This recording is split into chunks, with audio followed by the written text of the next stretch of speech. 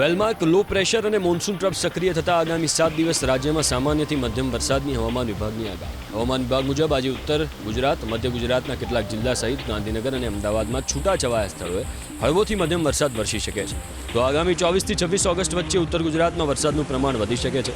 રાજ્યમાં ચોમાસાની સિઝનનો અત્યાર સુધીમાં સરેરાશ 20.4 ઇંચથી વધુ વરસાદ વરસી ચૂક્યો છે, જે સામાન્ય કરતાં 3% ઓછો છે. જ્યારે કચ્છ સૌરાષ્ટ્રમાં પણ સામાન્ય કરતાં 27% ઓછો વરસાદ નોંધાયો છે. ઝોન મુજબ વરસાદની ટકાવારીની વાત કરીએ તો કચ્છ ઝોનમાં સિઝનનો 29.25%, જ્યારે ઉત્તર ગુજરાતમાં 56.22%, મધ્ય પૂર્વ ગુજરાતમાં 74.42% સરેરાશ વરસાદ વરસ્યો, જ્યારે સૌરાષ્ટ્રમાં 55.91% અને દક્ષિણ ગુજરાતમાં 102.60% વરસાદ વરસી ચૂક્યો છે.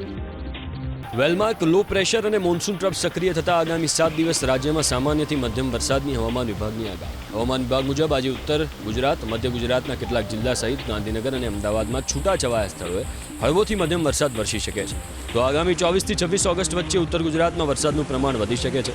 રાજ્યમાં ચોમાસાની સિઝનનો અત્યાર સુધીમાં સરેરાશ 20.4 ઇંચથી વધુ વરસાદ વરસી ચૂક્યો છે, જે સામાન્ય કરતાં 3% ઓછો છે. જ્યારે કચ્છ સૌરાષ્ટ્રમાં પણ સામાન્ય કરતાં 27% ઓછો વરસાદ નોંધાયો છે.